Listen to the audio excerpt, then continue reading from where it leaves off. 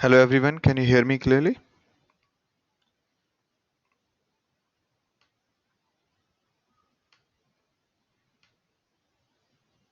Great, great. All right, so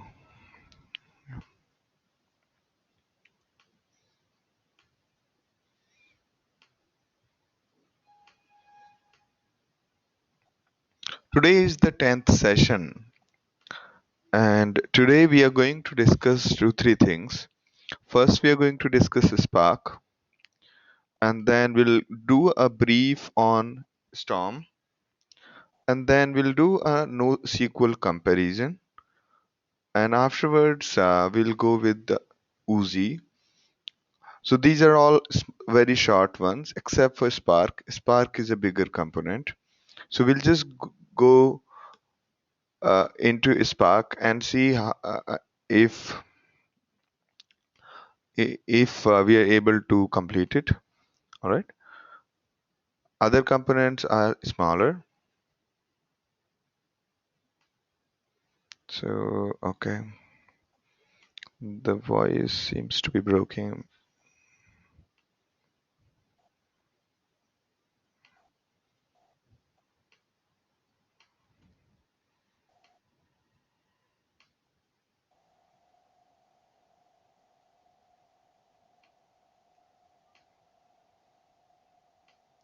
So I'm going to disconnect for a while and then I'm going to connect again.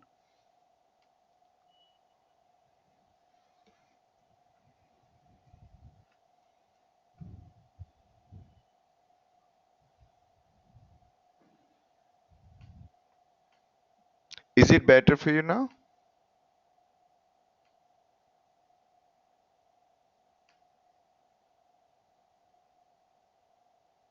Uh, Not really.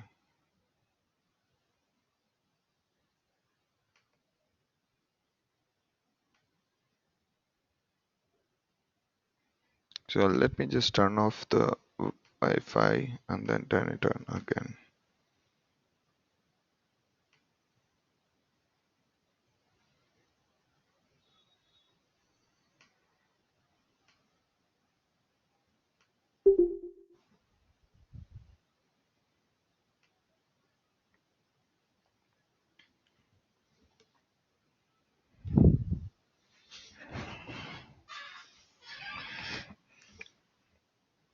Can you hear me clearly now? I just hope that it's better now.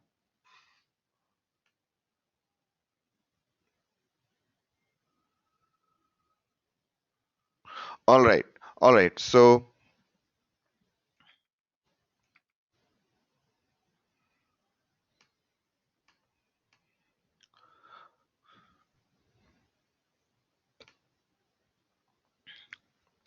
today's session, well, let's jump into what is Spark. So, okay. So Spark is essentially a large-scale data processing system, which is far more flexible than our MapReduce. Spark is pretty faster because it tries to consume a lot of memory and tries to do in-memory computation really high, and also it lets you put the data into the disk if the RAM is smaller. If the memory is smaller, it gives you an option of uh, purge it or spill it over to the disk if you don't have sufficient memory.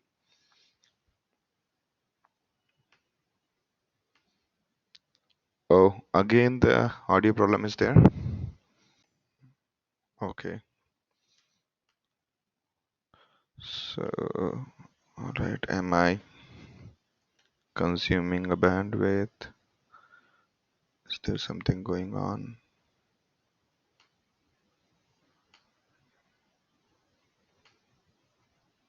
No, it is not.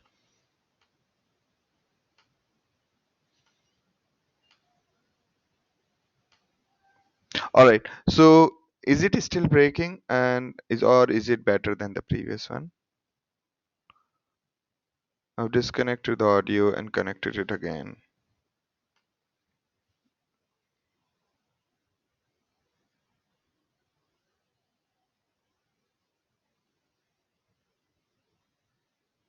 Okay, okay.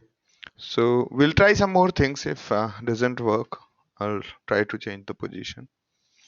And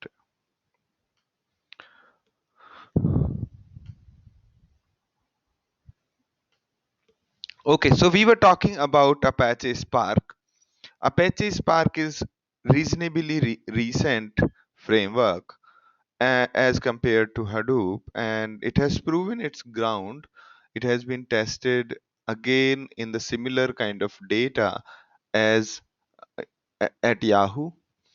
Okay, so it tries to utilize your memory as much as it can and also supports the disk. Okay, when it does in the memory, then it is 100 times faster than usual MapReduce.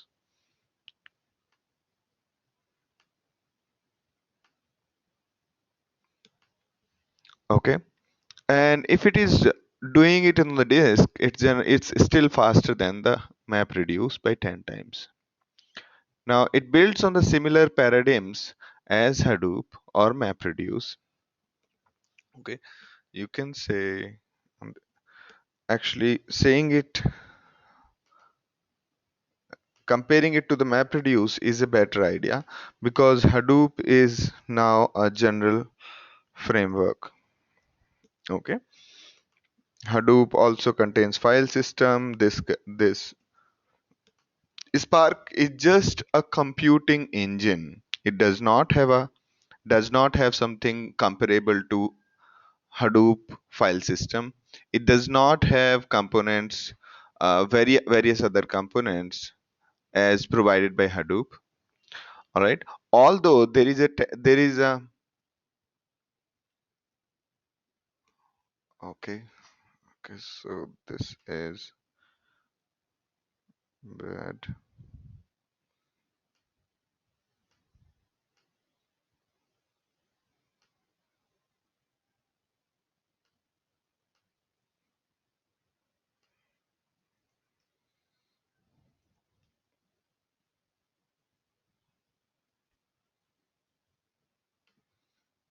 The voice is breaking for other people. That's not good idea.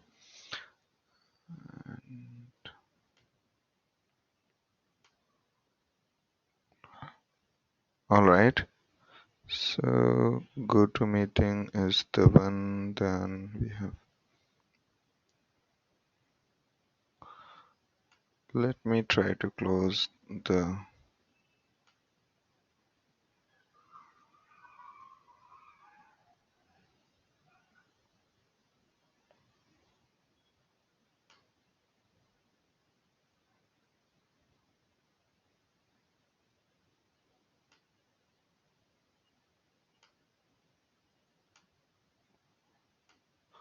All right. So I'm just hoping that cleaning up the memory would help. So is it getting better or is it still the same?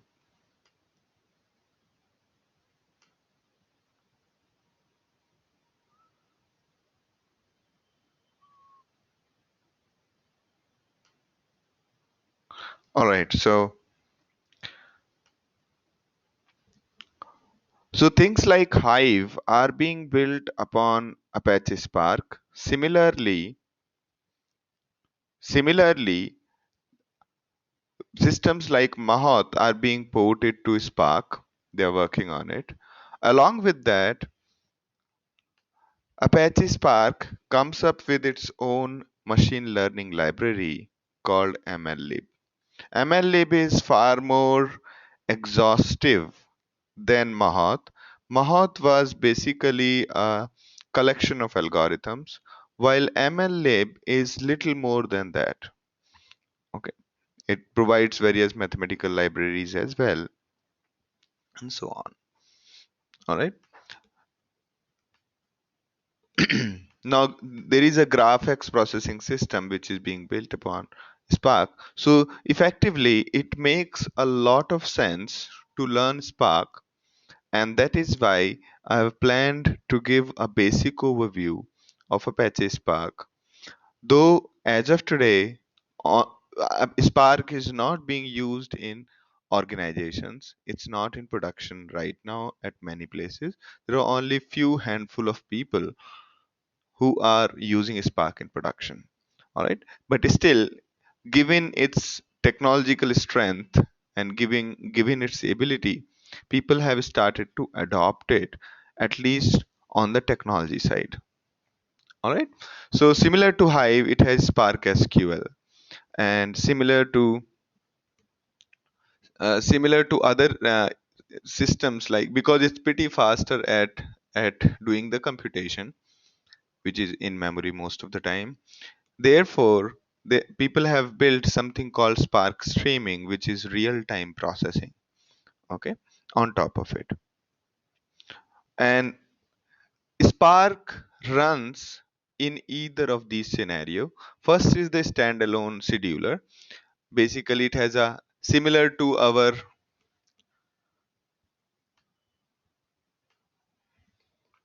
So Julie's question is, so Spark will replace Hadoop. At least some components of Hadoop will be reasonably replaced by Spark. Okay, but learning Hadoop would make sense because Spark utilizes many of those ideas and concepts. All right. So Spark, to me, it looks like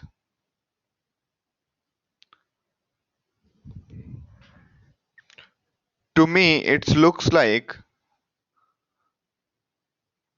the voice is gone again. Let me see what's going wrong. All right.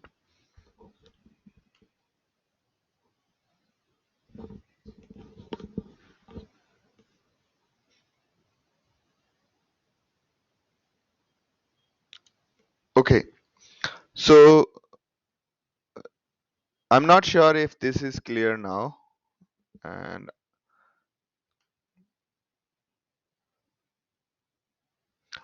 so I was telling that Spark Core depends on three things, like can be run as standalone scheduler, or it can be run on top of Yarn, which is a part of Hadoop, and it can be run on something called Mesos.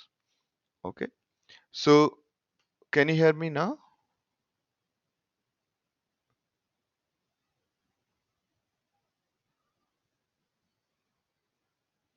Yes, it is still can utilize HDFS through Yarn. Okay. So when we talk about Spark replacing Hadoop, okay, it does not make much sense because there are multiple components in Hadoop which are fairly stable and good. So both can coexist happily, right? Such as HDFS and others. Now, coming to the architecture of Spark, Spark runs on top of Yarn mostly. Okay. Spark runs on top of Yarn, and Spark runs can also run as a standalone scheduler. Just and standalone scheduler is mostly for experimentation purpose and for learning purpose. S- Standalone scheduler is not really for the production environment. So the main difference that improves the performance. Oh, just a second. Let me